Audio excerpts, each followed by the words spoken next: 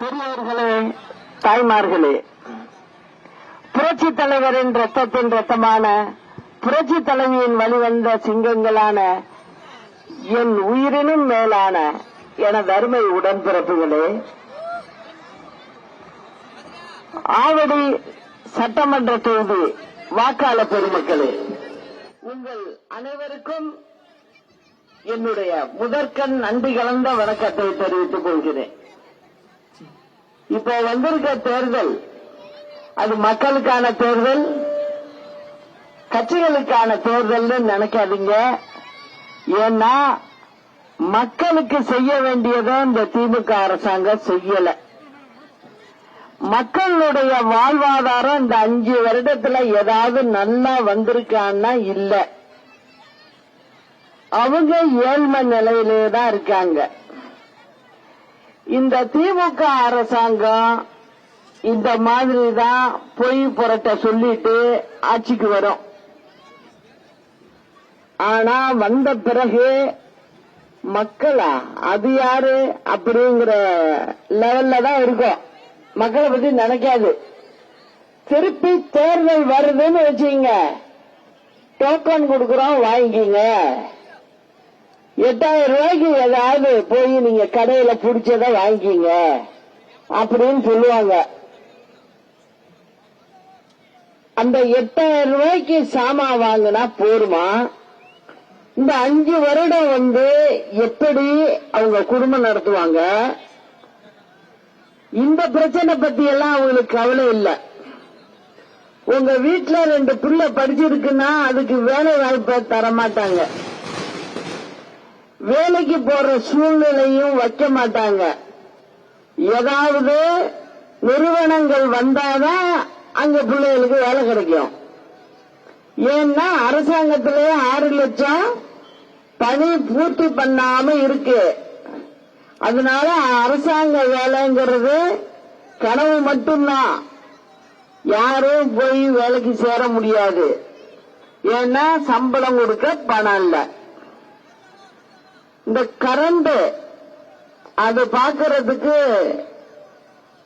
Rodman இருப்பாங்க, அவங்க கூட இப்ப இல்ல.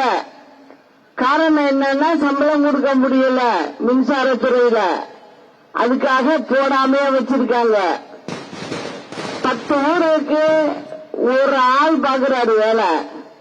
அவர் எப்படி போய் பார்க்க முடியும்? அவரும் மனுஷன், பார்க்க முடியாது. அங்க ஏதாவது பெரிய பிரச்சனை வந்துச்சு அப்படின்னா என்ன பண்றாங்க? பிரைவேட்ட கொடுத்து, பிரைவேட்னா வேற யாரும் இல்ல, நம்ம நாசர் இருக்காருல்ல இங்க, அந்த மாதிரி அவங்கள்ட்ட சொல்லி ஒரு 4 பேரை கான்ட்ராக்ட், அதுவும் திமுக காரவங்களா இருக்கணும். அதுல ரொம்ப கண்டிஷன். வேலை தெரிஞ்சவங்க எல்லாம் பாக்கறது இல்ல, திமுக தான் போரும், என்ன வேலை வேணாலும் கொடுத்துடலாம்.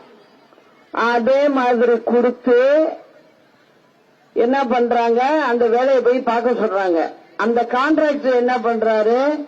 முன்ன வேலை தெரியாதவன் சின்ன பையனுங்களை போய் மேல போய் ஏறி பாரு, மின்சாரம் எப்படி வருது என்ன பாரு, அதை சரி பண்ணு அப்படின்னு சொல்லும் போது அவங்க தெரியாம போய் தொட்டு எத்தனையோ பேரு சாக்கடிச்சு இந்த 5 வருஷமா இறந்திருக்காங்க.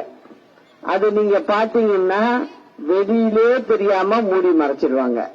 இதுதான் திமுகவோட வழியே இதான். அதே போல இப்ப எதை நம்பி இருக்காங்கன்னா டோக்கனை தான் நம்பி இருக்காங்க. இந்த டோக்கனை வச்சு ஆட்சியை பிடிச்சிடலாம் அப்படிங்கிறது தான். இன்னொரு குரூப் இருக்குது, துரோக குரூப். அது என்ன பண்ணுது?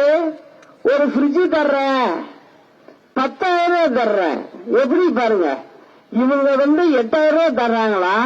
அதுக்கு மேல கொஞ்சம் ஏதாவது காய்கறியோ ஏதோ வாங்கினீங்கன்னா கொஞ்சம் போட்டு கொடுங்க அப்படின்னு கேட்பாங்கல்ல. அந்த மாதிரி இந்த குரூப் என்ன பண்ணுது? நான் 10,000 தர்றேன், ஒரு ஃப்ரிட்ஜ் தர்றேன் அப்படின்னு சொல்லுது. ஒருத்தங்க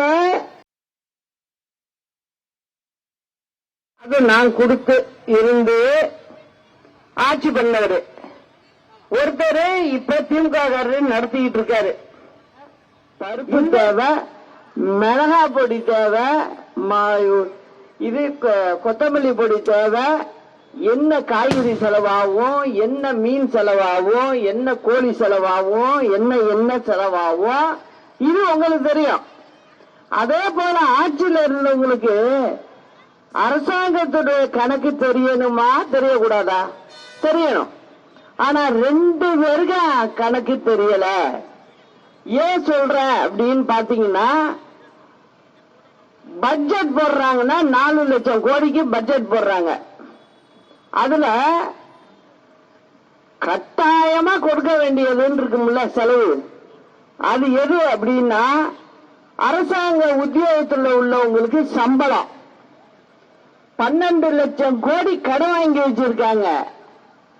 அதுக்கு மாதத்துக்கு 7,000 கோடி வட்டி மட்டும். அப்ப சம்பளம், வட்டி, பென்ஷனுக்கு உள்ள பணம், இந்த 3 மட்டுமே சேர்த்து 1,85,000 கோடி வருஷத்துக்கு தேவைப்படுது. மின்சாரத்துறையிலே கிட்டத்தட்ட 35,000 கோடி அரசாங்கம் மின்சாரத்துறைக்கு கொடுக்குது. 2 கணக்குல கொடுக்குது. மின்சாரத்துறையில வர்ற லாஸ்ன்னு ஒண்ணு கொடுக்குது. அதை இல்லாம மத்த சில இதுக்கு அரசாங்கம் ஏத்துக்கிட்டு கட்டுது, அதுக்கு கொடுக்குது. மொத்தத்துல இது மாதிரி அம்மா திட்டத்துல 20 கிலோ அரிசி கொடுத்தாங்க. அதுக்கும் நம்ம பணம் கட்டணும்.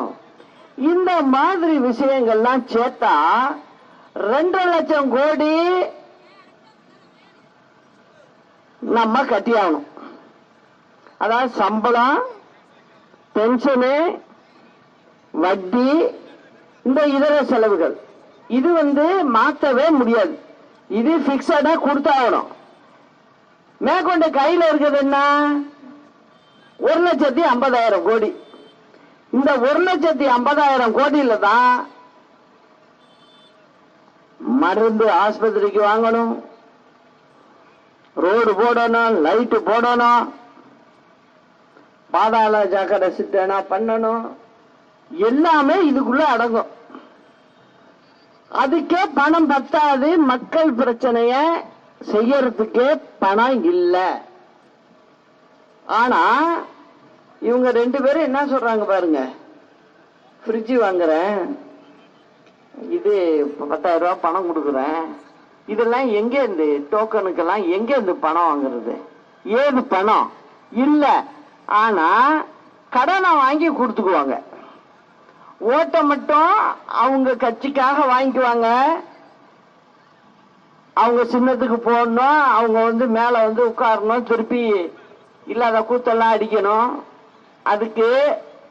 ஆனா கடன் மட்டும் மக்கள் தலையில. இப்பவே ஒவ்வொருத்தருக்கும் 12 லட்சம் கோடியில ஒவ்வொருத்தர் தலைக்கும் 2 லட்சம் ரூபாய் கடன்ல இருக்கும். ஒவ்வொருத்தரும் கடன் சும்மா கொடுக்க மாட்டாங்க, மக்கள் தொகையை வச்சுதான் கடன் கொடுப்பாங்க. இன்னும் எங்க போய் கடன் வாங்க முடியும்? வாங்கறதுக்கு வாய்ப்பே இல்லை. இது எல்லாம் பொய் கதை தான். இததான் சொல்லிக்கிட்டு வர்றாங்க. சரி, இவங்க கொடுத்துருக்காங்க, இவங்க தேர்தல் அறிக்கை கொடுத்துருக்காங்கன்னதும் புதுசா கட்சி ஆரம்பிச்சவங்க என்ன பண்றாங்க? அந்த பையனுக்கு தெரியறதுக்கு வாய்ப்பே இல்லை. ஏன்னா அரசாங்கத்தை நடத்தல. அதனால அவர் இன்னும் கொஞ்சம் கூட போய் 1,85,000 கோடி அவங்க திட்டங்களுக்கு கொடுத்துருக்காங்க. இதுக்கெல்லாம் எங்க போறது பணம்ங்கிறது தெரியாமே எல்லாரும் சொல்லிக்கிட்டு இருக்காங்க. இதெல்லாம் நம்பி வாக்களிச்சிடக்கூடாது மக்கள் அப்படிங்கிறது தான் எனக்கு. உங்களுக்கு வீடு கட்டி தர்றேன்னு சொன்னாங்க, ஒன்றும் செய்யல. சென்னையில பாத்தீங்கன்னாக்க பாதாள சாக்கடை திட்டம்னாங்க, இல்ல. வீடுங்கள்லாம் மழை பெஞ்சிருச்சுன்னா வீடு முழங்கால் தண்ணியில நிக்கிறீங்க எல்லாரும் வீட்லயும். அதை இன்ன வரைக்கும் சரி பண்ணல. சொல்றது பூரா பொய். அதனால இந்த முறை ஒரு மாற்றத்தை நீங்க கொடுக்கணும். நம்ம கையில சாவி இருந்தாதான் நம்ம திறக்க முடியும். அத மனசுல வச்சுக்கோங்க, நீங்க வச்சுக்கிட்டு செய்யுங்க. அதோட இந்த ஆவடியில இன்னொரு விஷயம் முக்கியமா சொல்ல வேண்டியது இருக்கு. இங்க ஆவடியில ஒரு திமுக மந்திரி இருக்காரு. அவரு எப்படி அப்படின்னா, அவரை யாரு கிட்ட நெருங்கி பார்க்க முடியாது. அவரை நீங்க ஆனா எல்லாரும் வாக்கு செலுத்தணும். அவர் வெற்றி பெற்று மந்திரி ஆயிடுவாரு, ஆவடி மந்திரின்னு சொல்லிக்கிட்டு. ஆனா என்னன்னா, அவர்கிட்ட ஒரு கண்டிஷன், யாரு கிட்ட போக முடியாது. ஏன் கிட்ட போக முடியாது அப்படின்னா, கல்ல வச்சுக்கிட்டு ரெடியா இருப்பாரு. எல்லாரும் மண்டையிலையும் கல்ல தூக்கி போடுவாரு. ஒரு மந்திரி கல்ல தூக்கி மஞ்சள் அடிக்குது. இந்த காலத்துல ஒரு நாய்க்குட்டியோ ஒரு ஆடோ மாடோனா கூட நம்ம அடிக்க மாட்டோம், கையாலதான் அப்படி ஓட்டி விடுவோம். ஆனா அவர் எப்படி இருக்காரு பாருங்க. அப்போ மக்களை அவளை இழிச்சவாயான்னு நினைக்கிறாங்க. போன ட்ரிப்பு தான் அவர் செஞ்ச சாதனை, கல் எடுத்து அடிக்கிறாரு. கல் எடுத்து அடிச்சதுக்காக திமுக திருப்பி அவரே நிக்க வைக்கிறாங்க. நிக்க வச்சு வேட்பாளரா இங்க நிக்கிறாரு. நம்ம வேட்பாளர் பக்தவச்செல்லாம் அப்படிப்பட்டவர் இல்ல, உங்களோட கூட இருப்பாரு, மக்களோட மக்களா இருப்பார். நான் எல்லா இடத்துலயும் போட்டிருக்கதே அந்த மாதிரி ஆட்களை தான் போட்டிருக்கேன். அதுதான் நல்லது. இந்த மாதிரி கள்ள தூக்கிட்டு அடிக்கிற ஆளெல்லாம் நம்ம போட மாட்டோம்.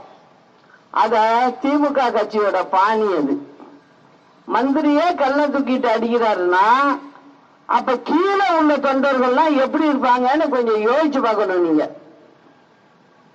யோசிச்சு பார்க்கணுமா?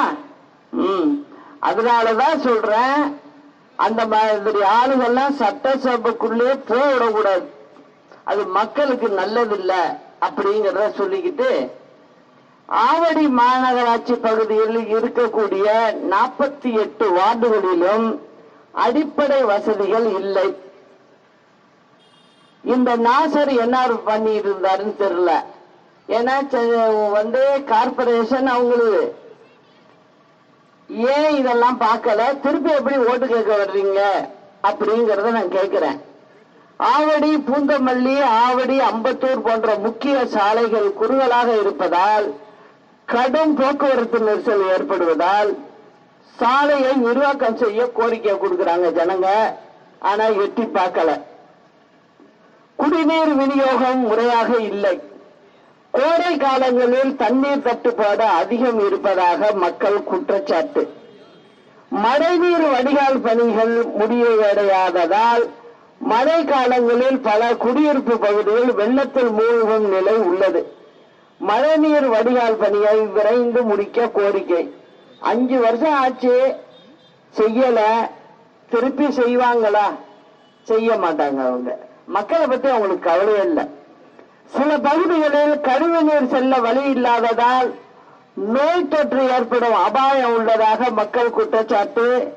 முழுமையாக கழிவு நீர் வடிகால் பணி மேற்கொள்ள மக்கள் கோரிக்கை.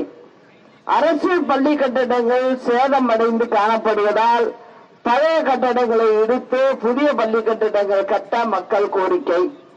குடியிருப்புகளில் இருப்பவர்களுக்கு நிலுவையில் உள்ள பட்டாக்களை வழங்க கோரிக்கை. அது முக்கியமான பிரச்சனை. நியாய விலை கடைகளை அதிகரிக்க மக்கள் கோரிக்கை. பிரதான சாலைகள் மற்றும் பள்ளிகள் அமைந்திருக்கும் இடங்களில் குப்பை அகற்றப்படாமல் தேங்கி சுகாதார சீர்கேடு நிலவுவதாக மக்கள் குற்றச்சாட்டு. பல தெருக்களில் தெருவிளக்குகள் செயல்படாத அவல நிலை உள்ளது. அரசு மருத்துவமனைகளில் போதிய மருத்துவர்கள் இல்லாததால் நோயாளிகள் சென்னை அரசு மருத்துவமனைக்கு அனுப்பும் நிலை. அமைச்சர் தொகுதியிலேயே சாலை வசதி, குடிநீர் வடிகால் போன்ற அடிப்படை வசதிகள் முழுமையாக கிடைக்கவில்லை என மக்கள் குற்றச்சாட்டு. பேருந்து நிலையங்கள் சேதமடைந்து காணப்படுவதாகவும் முறையாக பேருந்து வசதி கிடைக்காத நிலை உள்ளதாகவும் மக்கள் குற்றச்சாட்டு. அவரு மந்திரி வேலையை மட்டும் பார்க்கறது இல்ல, வேற வேலையெல்லாம் பார்த்துக்கிட்டு இருக்காரு. அவர் பையனை வச்சு அந்த விஷயங்கள் எல்லாமே எனக்கு தெரியும்.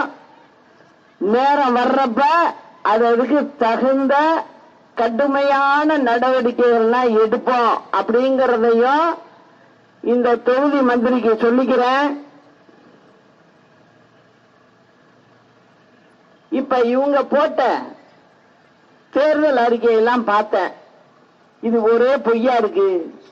இதுல ஒன்னும் செய்யறது ஒண்ணும் இல்ல, சும்மா பேருக்கு தட்டி விடுவோம் அப்படின்னு போட்டிருக்காங்க.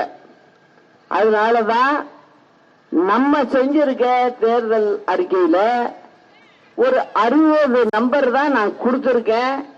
அது பெண்களுக்கு, பெண் பிள்ளைகளுக்கு, ஆண் பிள்ளைகளுக்கு வேலை வாய்ப்புகள் இதெல்லாம் கிடைக்கிறதுக்கு உண்டான எல்லாவித நடவடிக்கையும் நம்ம எடுப்போம் அப்படிங்கறதையும் சொல்லி,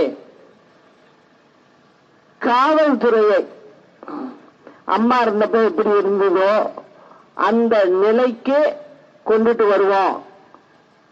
பெண்களுடைய பாதுகாப்பை 100%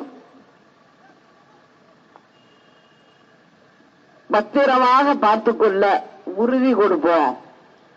இது ரொம்ப பெரிய பிரச்சனையா இருக்கு.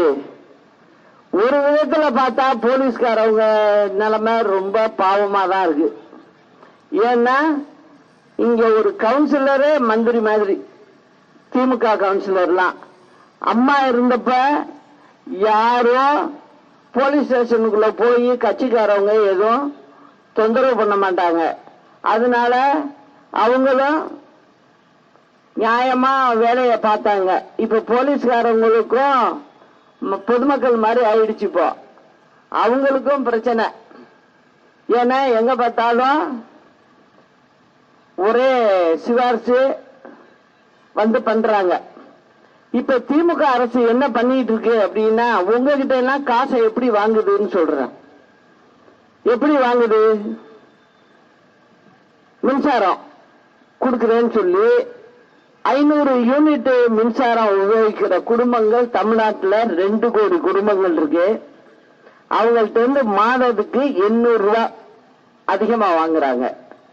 வருடத்திற்கு 20,000 கோடி அவங்க வாங்கிட்டு இருக்காங்க. அது மட்டும் இல்ல, 2 வீலர் வச்சிருக்க பெண்கள், சிறு இளைஞர்கள் எல்லாம் அதிகம் இருக்காங்க. தமிழ்நாடு முழுவதும் அதிகம் இருக்காங்க.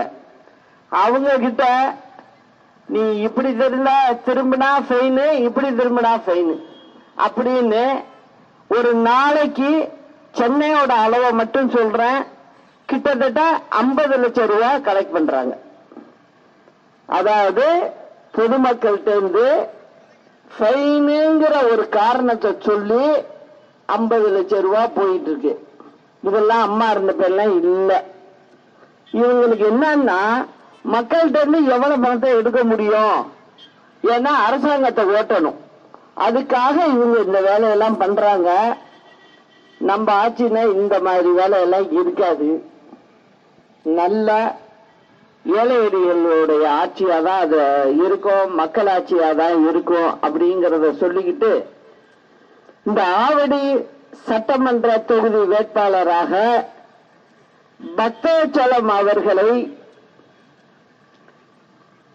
பக்தவச்சலம் அவர்களுக்கு தென்னந்தோப்பு சின்னத்தில் வாக்களித்து மகத்தான வெற்றி பெற வைக்க வேண்டும்னு உங்கள்கிட்ட எல்லாம் கேட்டுக்கிட்டு, வெற்றி நமது, நாளை நமது. அண்ணா நாம வாழ்க, புரட்சி தலைவர் நாம வாழ்க, புரட்சி தலைவி அம்மா நாம வாழ்க. நன்றி, வணக்கம்.